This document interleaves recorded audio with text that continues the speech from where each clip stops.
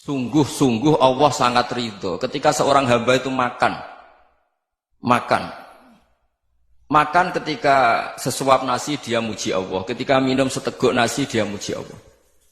Itu kalau orang diridhoni Allah itu wali betul. Itu untuk jadi wali itu gampang. Kamu makan ridho, kamu ninjak buminya Allah ridho seneng, kamu hidup keseharian aman seneng. Nah ini supaya sampean kita semua ngaji betapa panduan Rasulullah untuk menggapai ridho Allah itu banyak yang keseharian sekali. Saking kesehariannya banyak dalam hadis dan itu sahih. Nabi menyebut hal-hal yang keseharian. Hatta ma tas'alu fi imra'atika, kamu punya uang kemudian istri kamu bisa makan itu ibadah. Bahkan sebagian ibadah itu dicontohkan Nabi yang akhirnya diprotes sahabat.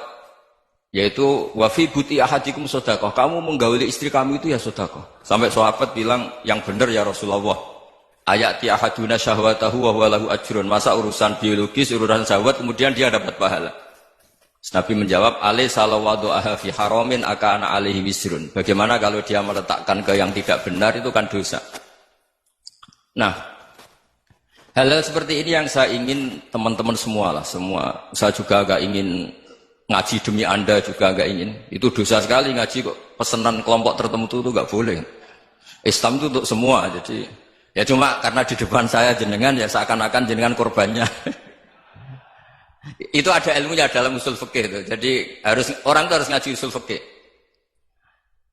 Nama yang disebut, mungkin Mas Sufyan masih ingat zaman ngaji usul fikih. Nama yang disebut itu tidak jaminan sebagai prioritas perintah. Jadi misalnya gini, kebetulan yang di depan Nabi itu Abu Dzar. Nabi ya bilang, ya Abu Dzarin ini uhibbuka misalnya, atau ya Mu'ad ini muhibbuka, atau ya Abu Hurairah ini uhibbuka misalnya. Banyaklah riwayat yang Nabi nyebut ya Abu Dzarin, ya Mu'ad, ya Abu Hurairah. Kemudian misalnya Nabi meneruskan khitab, ini uhibbuka, saya mencintai kamu, fakul dubur sholatin, atau sebagian riwayat disebut falatadaan la dubura kulli sholatin, Allahumma inni ala dzikrika wa syukrika wa husni ibadatik. Saya mencintai kamu, siapa saja, Mu'ad bisa, Abu Dzar bisa sahabat. Saya mencintai kamu, mohon kalau habis sholat kamu jangan lupa wiridan Allahumma inni ala dzikrika wa syukrika wa husni ibadatik. Ya Allah, tolong kami permudah supaya mudah ingat Engkau. Anda tidak bisa mentang-mentang, wong nama saya Parmin, nama saya Purnomo, itu yang diperintahkan Mu'ad. Jadi yang disebut satu, tapi khitab itu untuk siapa saja. Saya teruskan. Jadi saya mohon semua kita melakukan kebaikan itu, kalau dalam kaidah fikih disebut al-yakin la yuzalu bisyak. Banyak kebaikan yang kebenarannya itu 100%. Tidak punya efek samping ke pihak lain, ke kelompok lain, ke komunitas lain.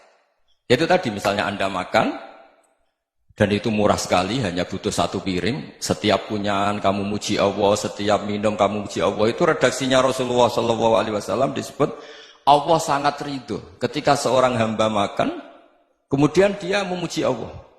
Atau minum, kemudian dia memuji Allah. Logikanya gampang, negara seperti ini yang kamu harapkan bentuknya kayak apa, mertua, ipar, komunitas, tetangga, itu nyata terjadi itu kan belum pasti. Sementara yang mesti terjadi adalah kamu butuh makan, kalau tidak mati. Butuh minum, kalau tidak mati. Butuh bumi yang nyaman ditempati, kalau tidak kita juga mati. Sebab itu Allah kalau menyebut nikmatnya itu hal-hal yang keseharian. Alladzi at'amahum min ju'. Allah itu siapa? Allah itu yang menciptakan kamu bisa makan. Tidak berlebihan, Allah itu yang menciptakan kondisi sosial itu ideal. Zaman Nabi itu ya ada orang munafik. Orang-orang pilihan Allah itu juga diuji orang sekelilingnya yang macam-macam. Semua diuji sesuai konteks zaman dan waktu. Nah, tapi ada ibadah-ibadah yang selalu disarankan Nabi. Sampai Nabi itu pernah ditanya, ayul islami khairun ya Rasulullah, Islam terbaik itu gimana? Jawaban Nabi itu unik. It'amut to'am. Islam terbaik itu ya makan-makan, santai-santai. Ketika Allah menyebut beberapa kebaikan, falak tahamal akobah, wa ma adrokan apa? Mal akobah. Terusannya apa? Fakku rokobah. Terusannya apa? Au it'amun fiyaumin di masubaya. Itu acara makan-makan itu juga Islam. Kenapa? Ya bayangkan kalau tidak ada makanan, kita mati kan? Kondisi sosial tidak ideal itu Anda masih gak apa-apa. Tapi kalau Anda tidak makan, Anda tidak minum, Kamu punya istri cerewet masih bisa hidup, punya mertua cerewet masih bisa hidup. Tapi kalau tidak makan bisa mati. Berarti penting mana istri sama makan? Penting mana? Makan. Semoga istri Anda dengar. Nanti kamu disuruh makan tapi pulang deh. Itu kalau dibahasakan makan masih memahami. Penting mana nasi satu piring dengan istri. Nggak ada nasi mati, nggak ada istri belum mati. Penting mana? Gak berani jawab kan? Nah, ternyata Anda ada garang kan di depan istri. Jadi saya mohonlah, mungkin Mas Sufyan Sauri tadi yang bisa bantulah. Teman-teman tuh ngaji yang keseharian saja. Karena kita nyari ridho Allah itu berdasar firman Allah. Dan firman Allah itu menyebut keseharian tuh riang, gampang.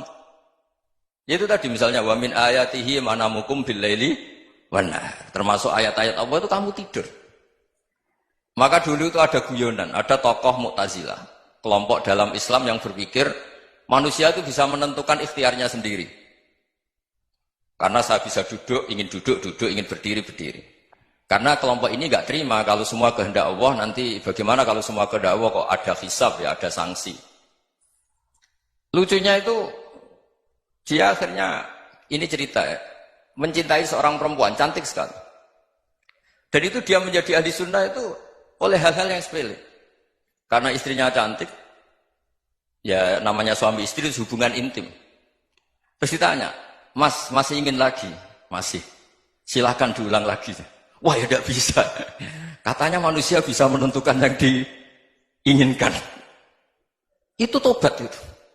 Itu nggak bisa ditobatkan Mas Sufyan Ats-Tsauri. Orang cantik yang mudah nobatkan orang itu orang cantik. Segampang itu. Akhirnya kita tahu, makanya kalau dalam kitab Hikam itu disebut al-akil mayyakul madza yaf'alu wa hubi wal ghafil mayyakul madza af'al. Orang yang punya akal karena sadar ini wilayah Allah, semua milik Tuhan. Itu dia tiap hari berpikir, besok Allah akan melakukan apa terhadap dunia ini. Kamu merencanakan suatu mau plesir, ternyata gempa. Mau wisata ke Rusia, ternyata perang. Kamu tidak pernah tahu apa yang akan terjadi besok. Wa ma tadri nafsum madza taksibu ghadan. Tapi anda semua kita ini sering punya jadwal permanen. Makanya saya kalau diundang siapa saja, sana takdir. Yang jelas Gus ini acara penting. Ya masih acara penting nak pangeran ngersakno piye? Kowe ape dadi pangeran ya? Kamu kok mau jadi Tuhan? Itu kadang ya kiai. Penting Gus acara ini jenengan harus memastikan bisa. Loh kamu itu yang ngajarin tauhid, sesuatu itu biadillah kok bilang-bilang apa pasti. Kalau maksa terus tak tobatkan kamu kata saya. Ya kalau gitu Gus bilang insya Allah. Wah itu hati saya, fisik saya, roh saya sudah bilang insya Allah. Tidak usah kamu latih kata saya. Nah hal-hal tauhid keseharian itu gampang sebetulnya.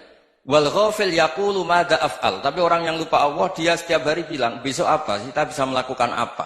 Seakan-akan dia itu aktor, dia penting, dia subjek permanen, dia. Padahal kita ini hanya objek kehendak Allah Subhanahu wa taala. Karena kita yakin sesuatu yang terjadi di alam raya ini kita tidak bisa apa-apa. Makanya saya sering ngaji, sering bilang saya, ketika Anda mensifati Allah, Dia yang menghidupkan. Sudah itu tanamkan sehingga ketika kita mati santai saja. Kenapa santai? Allah punya cara menghidupkan kita. Zaman kita hidup juga gak tahu caranya ngelola jantung, ngelola paru-paru. Kamu juga gak tahu ngelola oksigen yang tidak beracun, tidak mengandung polusi. Tahu-tahu hidup. Gak ingin tua ya tahu-tahu tua, gak ingin mati tahu-tahu mati. Selama ini kita hidup juga agak tahu apa sebetulnya. Hanya gaya tok, punya jadwal, punya planning. Kalau kamu bisa menentukan pilihan Anda, pasti Anda istrinya cantik, 4 neriman semua, qanaah semua. Nyatanya enggak kan? Ada 1 jelek, cerewet. Oh itu kan, nyatanya enggak bisa apa-apa Anda kan? Dan kamu bawa mati lagi. Itu kan. Istri Anda juga gitu, punya keinginan, punya suami yang ganteng, yang jabat, yang riman, yang enggak poligami. Ya tidak kesampaian juga. Kalau kita ngitung tingkat kegagalan kita itu gagal terus. Ya kan? Nah, terus ingat Allah. Madza yaf'alu wa hubi.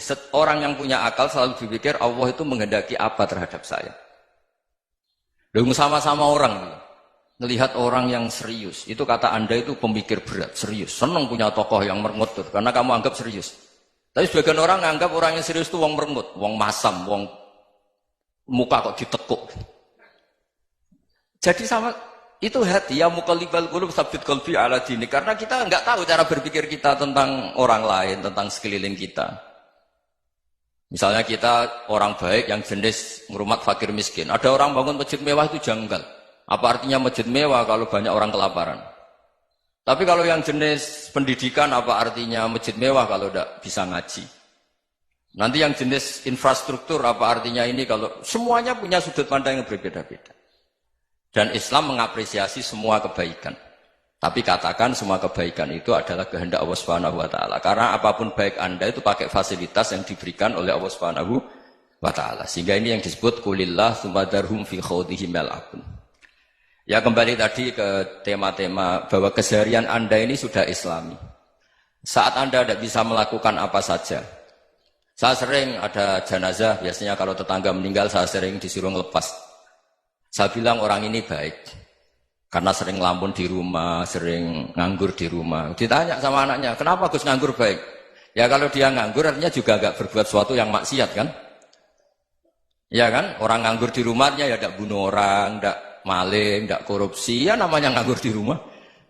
Lah cuma istri cara pandang nganggur gak menghasilkan uang itu. Tapi juga gak menghasilkan kriminal kan? Jadi sebenarnya Islam itu makanya kalau sampai ngaji usul fikih itu ada kitab usul fikih namanya Lubul Usul, itu terkenal sekali di pesantren itu. Itu kalau ngapresiasi keseharian itu luar biasa. Izma min mubahin illa wa yatahaqququ bihi tarku haramimma. Karena keseharian yang mubah saat Anda lakukan itu ada kehebatan yang luar biasa, yaitu meninggalkan haram. Makanya dulu banyak orang-orang alim ketemu temannya itu guyon sampai semalaman. Itu biasanya yang semangat Islam itu kiai kok tidak tahajud, kiai kok tidak witir. Orang yang sedang mapan uangnya banyak, malam itu tidak kelayaban itu sudah luar biasa. Melawan nafsu supaya tidak maksiat itu sudah luar biasa. Supaya lupa guyon sama temannya semalaman sampai subuh.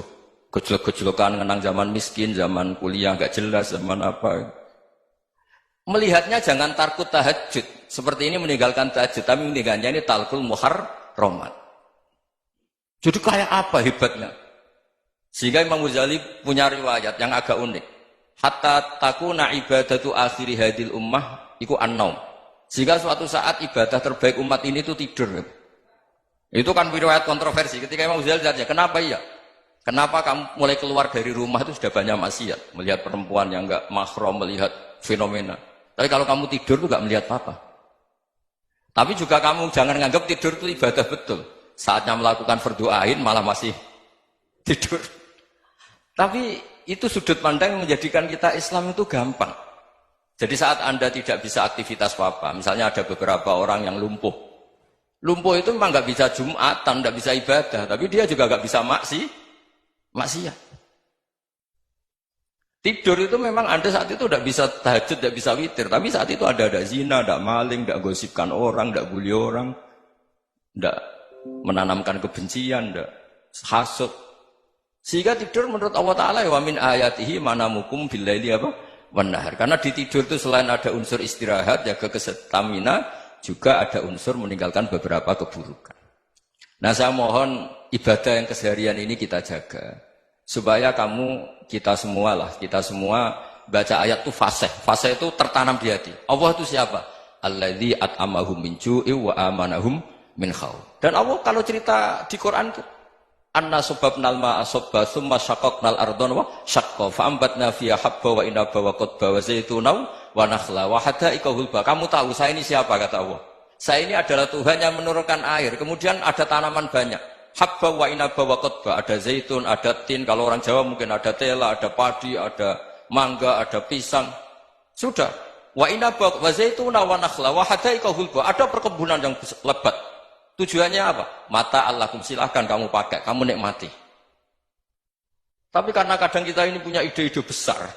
Tadi untuk syukur saja nunggu punya istri riman, rumah baik, tetangga baik, komunitas baik, semuanya baik baru syukur. Lama-lama nanti ada di surga, syukurnya nunggu surga paling kelas A. Itu sudah ada yang menghuni Rasulullah, kamu nggak boleh di situ. Masa untuk syukur saja? Repotnya Masya Allah. Jadi mohonlah Quran yang kalau Anda hafalkan juz sama itu kan ada ayat-ayat yang kayak tadi. Ya, fal yanzuril insanu ila ta'ami. Coba lihat. Apa yang kamu makan ya? Dari mana? Dan untuk mempertahankan hidup kamu keseharian. Jadi jangan kira ibadah itu harus membentuk komunitas yang versi Anda. Ibadah itu harus yang hal yang mulu-mulu. Kesehariannya Anda alami. Loh ini saya tidak bikin-bikin. Saya ngaji bukan karena berdasar pesanan. Itu ayat yang saya baca kan betul ada ayatnya kan. Fal yang dzuril insanu ila ta'amih anna sababnal ma'a sabba thumma syaqaqnal arda syaqqa fa ambasna fiha habba wa inaba wa qadba wa zaituna wa nakhla wa hadaiqa ghulba. Terusannya apa? Mata'al lakum, silakan kamu nikmati. Mata itu silakan kamu nikmati. Ya kayak sampean dikasih hidangan ya makan. Ya sudah makan, habis makan ya minum, habis itu ngantuk ya tidur. Ya sudah normal-normal saja. Kayak apa indahnya Islam? Tapi Anda mencari Islam yang gimana lagi? Nah itu yang diajarkan guru-guru kita, diajarkan sanad kita sampai Wali Songo, sampai Rasulullah SAW. Bahwa pada akhirnya ada jihad, ada perang. Itu dulu memang perang, bukan membunuh, beda. Dulu kita dijajah Belanda ya perang, dan itu normal karena kita dijajah. Jadi ketika orang lain ingin baik sama kita, wa in ahadum minal musyrikin astajaroka ya fajirhu hatta yasma'a kalam Allah. Kalau mereka ingin baik ya kita baik. Makanya ada istilah musta'man, mu'ahad. Kalau mereka ingin damai, berdampingan dengan kemajmukan ya itu yang lebih baik. Karena memang Islam menghormati proses perdamaian. Wa in janahu lis-salmi ya fajnah lah. Kalau ingin damai ya kita harus